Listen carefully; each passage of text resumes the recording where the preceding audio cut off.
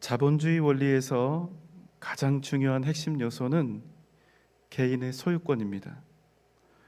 각 사람이 자신이 가진 자본으로 수익을 창출해내지요. 그럼 그 수익은 그 사람의 것입니다. 각 사람이 땀 흘리고 수고하여 노동의 가치를 만들어냅니다. 그럼 그 사람이 번 돈 역시 그 사람의 것입니다. 또한 각 사람은 자신의 소유를 가지고 자기가 원하는 방식대로 자기가 바라는 소비를 자유롭게 할 수가 있지요. 여러분 어떻습니까? 제가 오늘 너무나 당연한 말씀을 드렸죠. 시대와 장소를 불문하고 이보다 더 정당하고 정의로운 일이 없습니다. 그런데 여러분, 우리 기독교인들은 달라요. 우리 기독교인들은 완전히 다른 소유와 소비의 개념을, 그 원리를 가지고 살아가고 있는 것입니다. 무엇입니까? 내가 소유한 모든 소출과 열매들, 내가 땀 흘리고 노력하여 얻은 이 모든 것들, 그럼에도 불구하고 이 모든 것들이 이 세상을 지으신 창조주 하나님의 것이라는 이 원리 속에서 우리가 살아가고 있는 것입니다. 여러분 아멘입니까? 그러나 이 원리를 우리의 머리와 생각, 우리의 입술과 신앙으로 고백하는 그 일과 실제로 우리가 하나님의 주인 되심을 인정하며 살아가는 일은 전혀 다른 별개의 문제라는 것입니다. 왜 그럴까요? 내가 수고하여 얻은 나의 것, 내가 누구로부터 물려받은 나의 것, 내가 투자하고 땀 흘려 얻은 나의 것이라고 하는 이 개념이 우리의 인생과 우리의 사고를 강하게 지배하고 있기 때문입니다. 그런 여러분, 하나님께 내 것을 드리는 일은 솔직히요, 절대로 쉬운 일이 아닙니다. 내가 가진 모든 것들이 하나님의 것이라는 사실을 완전하게 우리가 인정해버리면 문제가 없는데요, 이게 안 되는 분들은 평생 돈과 재물 때문에 갈등하는 삶을 살아가게 되는 것입니다. 내 모든 것들이 하나님의 것이라고 믿는 사람은 하나님의 뜻대로 살면, 하나님의 뜻에 합당한 대로 살면 그것으로 족합니다. 그만이에요. 단지 내 눈앞에 보이는 얼마의 이익이 아니라 하나님이 기뻐하시는 뜻이 무엇일까를 고민하며 그에 합당한 소유와 그에 합당한 소비를 하면 그것으로 충분한 겁니다. 내가 지금 하고 있는 이 행동이, 이 선택이 돈이 될지 안 될지는 내 영역이 아닌 거예요. 왜 그렇습니까? 하나님의 뜻에 따라서 내가 소유하고 소비했으니 그 뒤는 여러분 하나님이 하실 일이 아닙니까? 여러분 세상살이에서 가장 고통스러운 것 중 하나가 돈 문제입니다. 돈 문제 때문에 시달리는 거예요. 그런데 여러분, 우리가 하나님의 주인 되심과 하나님의 주권을 완전히 인정하게 되면 여기서부터 완전히 자유하게 된다는 것입니다. 그냥 정신승리로 자유로워지는 것이 아니에요. 하나님께서 맡겨주신 것을 하나님의 뜻대로 사용하는 사람에게 하나님께서 물질의 복을 안 주실 리가 없으니 그 사람의 삶은 자연히 반드시 풍요로워집니다. 그래서 인생에 두려움이 없습니다. 온 세상이 다 하나님의 것인데 하나님의 뜻대로 사는 사람에게 하나님께서 결코 박하게 하실 리가 없기 때문이죠. 하지만 내 손에 쥔 것들이 다 내 것이라고 생각하는 사람은 어떤 선택이 나에게 유익할까를 고민하며 살 수밖에 없습니다. 이게 잘 될지 안 될지, 이게 지금 돈이 되는 일인지 안 되는 일인지, 날마다 이 돈의 관점에서, 유익의 관점에서 노심초사할 수밖에 없는 것입니다.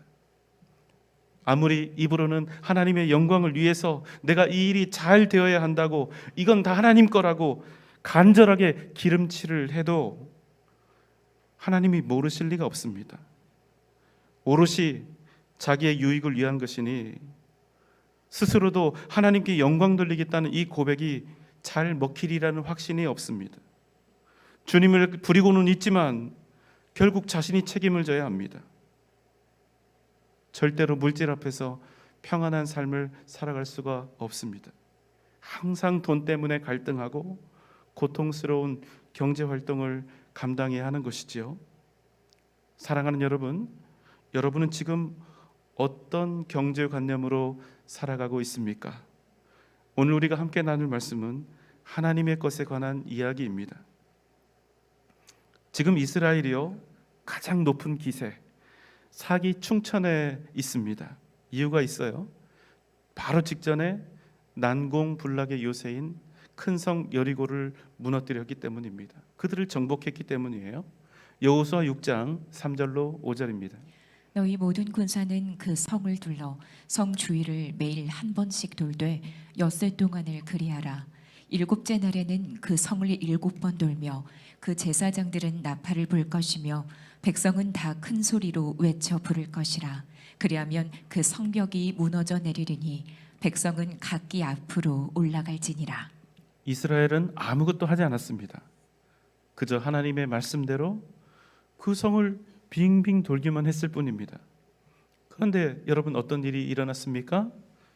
여리고 성이 모래성처럼 무너져 내린 것입니다.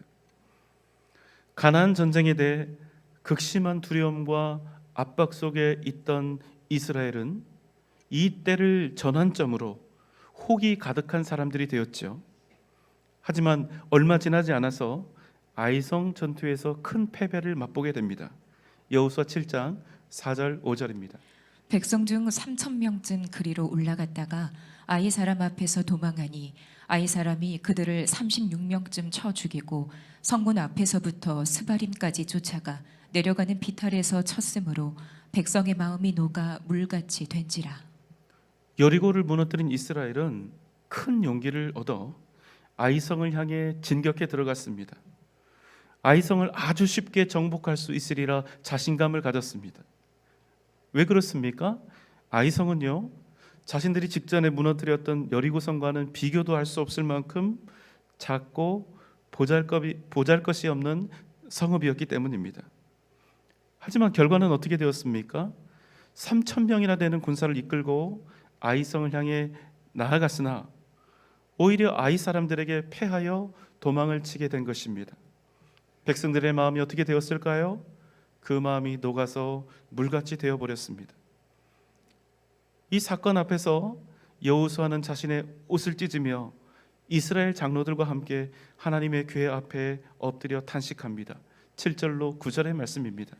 슬프도소이다. 주 여호와여, 어찌하여 이 백성을 아모리 사람의 손에 넘겨 멸망시키려 하셨나이까.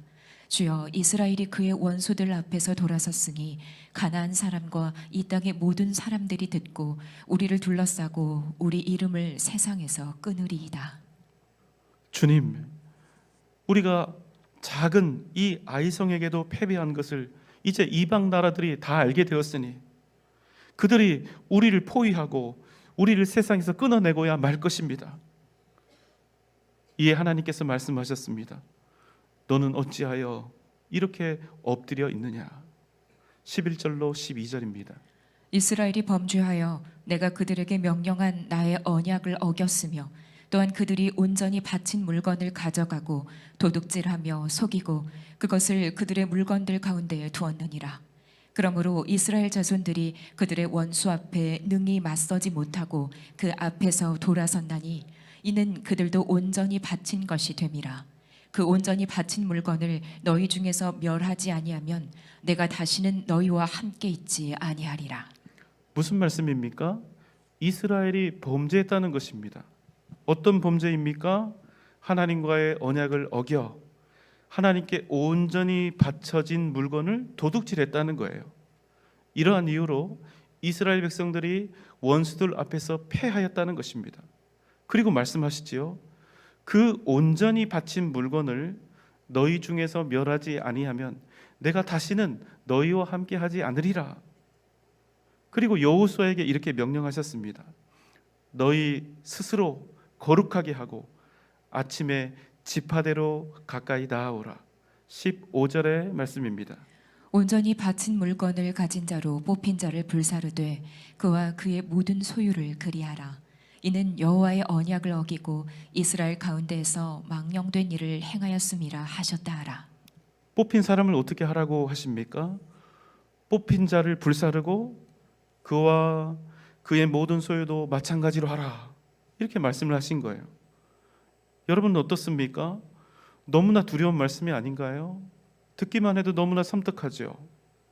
아침에 일찍 일어나 지파대로 나오겠습니다. 유다 지파가 뽑히고 또 유다 지파 중에 세라 족속이 뽑히고 세라 족속 중에 아간이라고 하는 사람이 뽑혀서 나왔습니다. 여호수아가 그에게 말하죠. 너는 나에게 숨기지 말고 고하라. 그가 대답합니다. 21절입니다. 내가 노력한 물건 중에 신할산의 아름다운 외투 한 벌과 은 200세겔과 그 무게가 50세겔 되는 금덩이 하나를 보고 탐내어 가졌나이다. 보소서 이제 그 물건들을 내 장막 가운데 땅속에 감추었는데 은은 그 밑에 있나이다 하더라. 아간이 무엇을 숨겼다고 합니까? 신할산의 아름다운 외투 한 벌, 은 200세겔, 50세겔의 금덩이. 그래서 어떻게 됩니까? 결국 아간과 그에게 속한 모든 것들은 아골 골짜기로 끌려가서 돌로 처짐을 당하고 불살라집니다. 여러분 어떻습니까? 이런 내용이 과연 성경에 있는 게 맞는가 싶을 정도로 굉장히 의아한 그런 마음이 드실 거예요. 쉽사리 이해할 수 없는 이 잔혹한 징계와 심판이 이스라엘 가운데 일어난 것입니다. 여러분 도대체요, 하나님께 바쳐진 물건, 하나님께 온전히 바쳐진 것이, 드려진 것이 도대체 무엇이기에 하나님은 이스라엘 가운데 이런 무서운 심판을 행하게 하셨을까요? 먼저 우리는 가나안 전쟁이 어떤 의미를 갖는지 그 의미에 대해서 이해해야 합니다. 첫째, 가나안 전쟁은 약속의 땅을 주신 하나님의 언약을 성취해가는 전쟁입니다. 하나님께서 이스라엘 백성들에게 가나안 땅을 허락해 주셨는데 그 땅을 얻기 위한 전쟁이라는 말씀이지요. 그럼 두 번째 의미는 무엇입니까?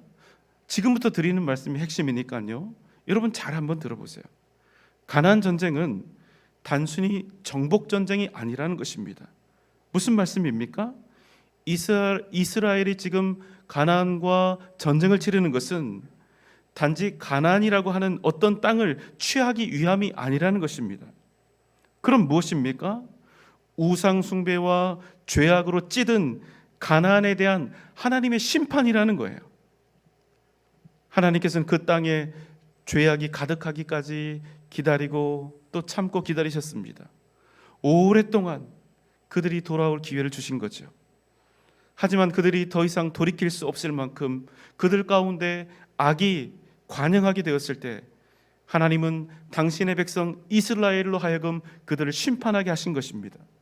그런데 아주 중요한 문제가 있습니다. 어떤 문제입니까? 악한 가나안을 심판해야 하는데 이스라엘도 역시 죄로부터 자유롭지 못했다는 사실입니다. 무슨 말씀입니까? 가나안이나 이스라엘이나 똑같이 멸망받아 마땅한 죄인들이었다는 거예요. 50보 100보입니다.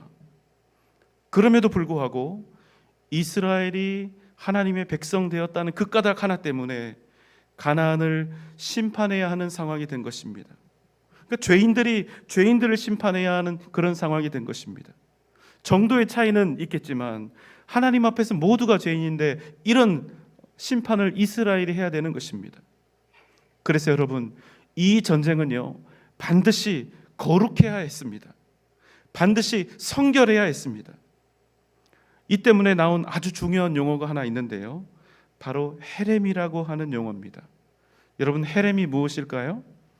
헤렘은 두 가지 의미로 성경에서 사용되었습니다.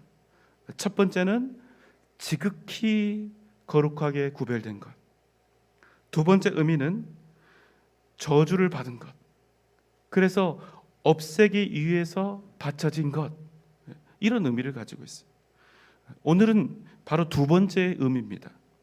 무슨 말씀이냐면 하나님께서 가나안을 헤렘으로 정하셨다는 거예요. 왜 그렇습니까? 가나안은 지금 그 악한 죄로 말미암아 심판의 대상이 되었기 때문입니다. 그래서 여러분, 가나안 땅과 관련된 모든 것들, 그 안에서 하나님께서 허락하신 것을 제외하고는 그 어떤 것도 취하거나 가져서는 안 되었습니다. 이쯤에서 이런 의문이 드실 것입니다. 아니, 사람을 심판을 해야지 굳이 물건까지 심판을 해야 하는가? 굳이 짐승까지 심판을 해야 하는가? 여러분, 가나안 땅은요, 풍요로운 곳이었습니다. 수많은 짐승들과 수많은 재산들이 있었어요. 좋은 것들, 값 나가는 것들, 그런 것들이 있었다는 겁니다. 그럼 그런 것들은 살리고 취해서 이스라엘 백성들이 앞으로 살아가는 그 삶에 도움이 될 수 있도록 잘 사용하면, 선용하면 되는 것 아닙니까? 이것들을 다 굳이 죽이고 없애고 태울 필요가 있을까요? 이 명령이 얼마나 무익하고 또 잔인하고 어리석은 일입니까? 그런데 하나님께서는요, 이스라엘 백성들이 가나안 정복 전쟁에 들어가기 전부터 분명하게 거듭해서 말씀하신다는 거예요. 모든 것을 멸하라. 참 이해할 수 없는 부분이죠. 여러분, 지금부터는 조금 더 집중해서 들어주시기 바랍니다. 자, 한번 곰곰이 생각하시는 거예요. 제가 방금 전에 말씀을 드렸습니다. 이 전쟁은 단순히 땅을 얻기 위한 정복 전쟁이 아니라 죄악으로 물든 가나안에 대한 하나님의 거룩한 심판이라고요. 그런데 만약 여러분, 이 전쟁을 통해서 이스라엘이 자신들이 정복한 민족들로부터 모든 것들을 다 취할 수 있다면 여러분, 어떻게 될까요? 어쩌면 처음에는 거룩한 하나님의 심판이 되어서 가나안을 칠 수도 있겠죠. 하지만 여러분, 이스라엘 백성들도 결국에는 죄인들이 아닙니까? 욕심과 탐욕으로 가득 찬 죄인들이에요. 그러면 여러분, 그들의 마음이 곧 어떻게 되겠습니까? 거룩한 하나님의 심판을 위해서 가나안 백성들을 치겠습니까? 아니면 가나안 사람들의 그 풍요로움과 부유함을 조금이라도 더 빼앗기 위해서 전쟁을 하겠습니까? 여러분, 앞입니까? 뒤입니까? 반드시 뒤가 될 수밖에 없다는 것입니다. 왜요? 우리 인간이 죄인이기 때문에. 그럼 어떻게 될까요? 가나안 전쟁은 더 이상 하나님의 거룩한 심판이 되지 못하고 이스라엘의 약탈 전쟁이 되는 것입니다. 그저 더 많은 땅과 더 많은 재물과 노예들을 얻기 위해 벌리는 탐욕의 전쟁으로 전락할 수밖에 없다는 것입니다. 그래서 하나님은 이스라엘에게 분명히 명령하시는 거예요. 그 땅에서 아무것도 취하지 말고 멸하라. 그래서 여러분, 가나안은요, 이스라엘 백성들에게 있어서 헤렘과 같은 것이었습니다. 반드시 하나님께 온전히 바쳐져야만 하는 것. 무슨 말씀입니까? 이 헤렘은요, 이스라엘을 억압하기 위한 것이 아니었다는 것입니다.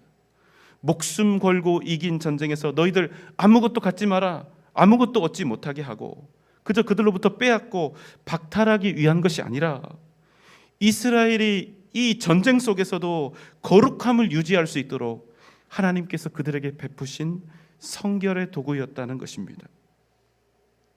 그런데 아간이 그것을 훔친 거예요. 그래서 지금 지엄한 심판을 받게 된 것입니다. 그래도 여러분, 이런 마음 드실 수 있어요. 그래도 너무하다. 맞습니다. 인간적으로 저도 너무한 생각이 들어요. 하지만 여러분, 한 번 더 생각해 보십시오. 만약 오늘 이 아간의 범죄, 공동체의 범죄도 아니고 이 개인의 범죄, 하나님께 드려진 이 물건들, 이것을 훔친 아간 개인의 범죄를 그저 사랑이라는 이름으로, 용서라는 이름으로 그저 흘려버린다면 앞으로 여러분, 이스라엘 공동체에 어떤 일이 일어날까요? 결국엔 여러분, 한 사람도 빠짐없이 모두가 다 하나님의 것을 도둑질하는 범죄에 빠지게 될 것이고 마침내 이스라엘은 멸망당할 수밖에 없다는 것입니다. 왜 그렇습니까? 여러분, 돈 앞에 장사가 없기 때문입니다. 우리도 오직 믿음으로 살고 싶지요. 그런데 여러분, 우리가 돈 때문에 쓰러지고 넘어지는 일이 한두 번이 아니지 않습니까? 눈 한 번 질끈 감으면 더 많은 것들을 소유하고 취할 수 있는데, 죄인인 우리가 어떻게 이러한 유혹을 쉽게 이겨낼 수 있을까요? 그래서 하나님은 아간에 대해서 단호한 징계를 명령하신 것입니다. 여러분, 하나님께 온전히 드려진 것, 헤렘의 의미는 무엇입니까? 우리가 헤렘을 잘 구별해서 하나님께 드리면 헤렘은 우리에게 자유를 주고 복이 되지만, 그렇지 못하면 오히려 내 자신이 헤렘이 될 수밖에 없다는 거예요. 성경에는 온전히 드려진 것에 대해서 다음과 같이 말씀하고 있습니다. 레위기 27장 26절입니다. 오직 생축의 첫 새끼는 여호와께 돌릴 첫 새끼라. 우 양을 물론하고 여호와의 것이니 누구든지 그것으로는 구별하여 드리지 못할 것이며. 첫 번째는 처음 태어난 가축입니다. 이는 이스라엘이 출애굽할 때 애굽의 첫 태생들은 다 죽었지만 이스라엘에게 속한 것들은 하나도 죽임을 당하지 않았던 데서 시작이 되었습니다. 두 번째 28절입니다. 오직 여호와께 아주 바친 그 물건은 사람이든지 생축이든지 기업의 밭이든지 팔지도 못하고 속하지도 못하나니 바친 것은 다 여호와께 지극히 거룩함이며.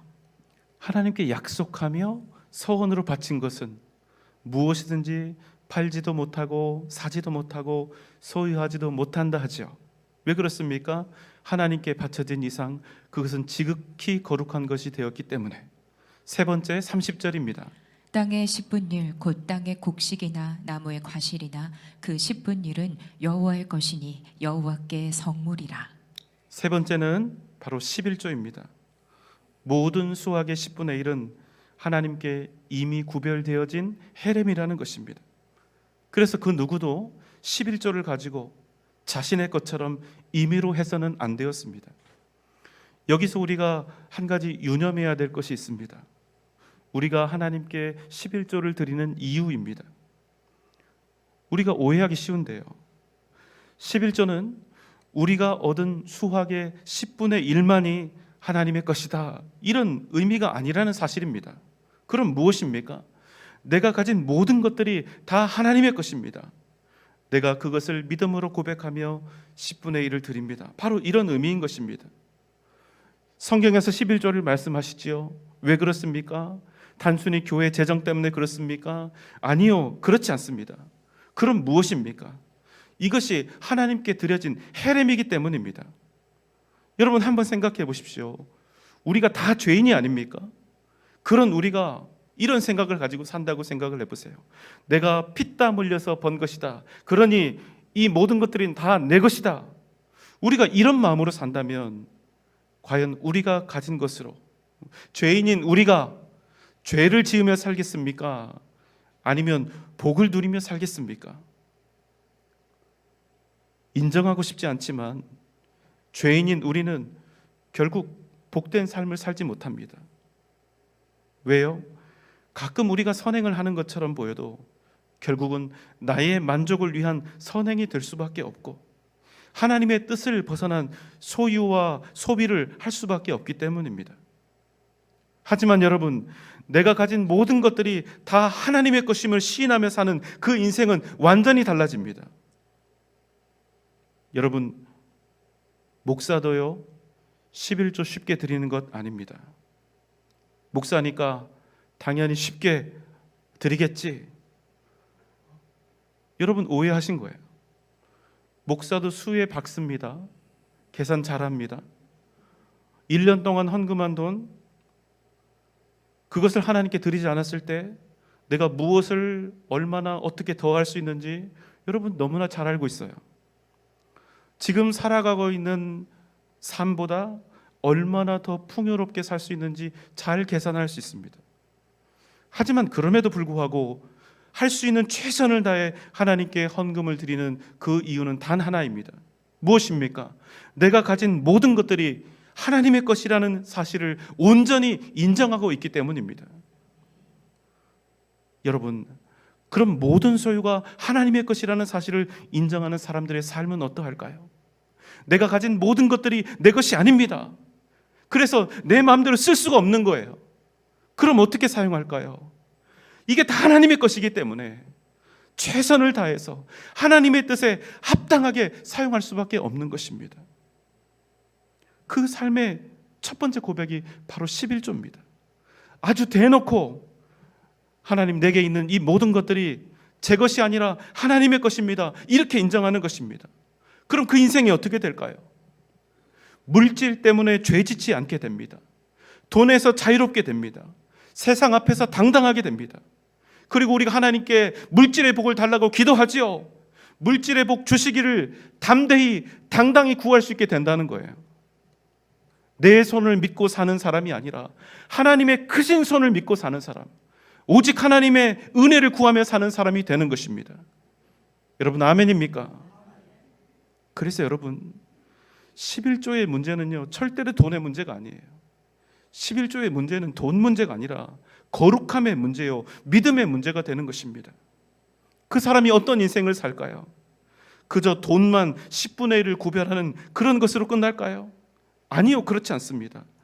자신의 모든 드림, 이 온전한 바침의 위대한 열매는 우리가 그저 하나님께 돈을 바치고 헌금을 잘 드리는 사람들이 되는 것이 아니라 나 자신을, 그리고 나의 인생을 온전히 하나님께 드리는 복된 삶, 하나님의 살아계심과 역사하심이 나타나는 능력 있는 인생을 살 수 있게 된다는 사실입니다. 무슨 말씀입니까? 우리의 인생이 세상으로부터 온전히 구별되는 거룩한 인생을 살아가게 된다는 것입니다. 시편 12편 2절입니다. 이사야 12장 2절입니다. 보라, 하나님은 나의 구원이시라. 내가 신뢰하고 두려움이 없으리니 주 여호와는 나의 힘이시며 나의 노래시며 나의 구원이심이라. 보라, 하나님은 나의 구원이시라. 내가 신뢰하고 두려움이 없으리니 주 여호와는 나의 힘이시며 나의 노래시며 나의 구원이심이라. 사랑하는 여러분, 욕심으로 살지 말고 은혜로 사시기 바랍니다. 여러분의 인생을 온전히 하나님께 드리십시오. 그럼 주 여호와께서 여러분의 힘과 능력이 되어 주실 것입니다. 주 여호와 하나님께서 여러분의 노래와 구원이 되어 주실 것입니다. 이 믿음으로 승리하는 복된 삶을 살아가는 여러분 되시기를 주님의 이름으로 축원합니다.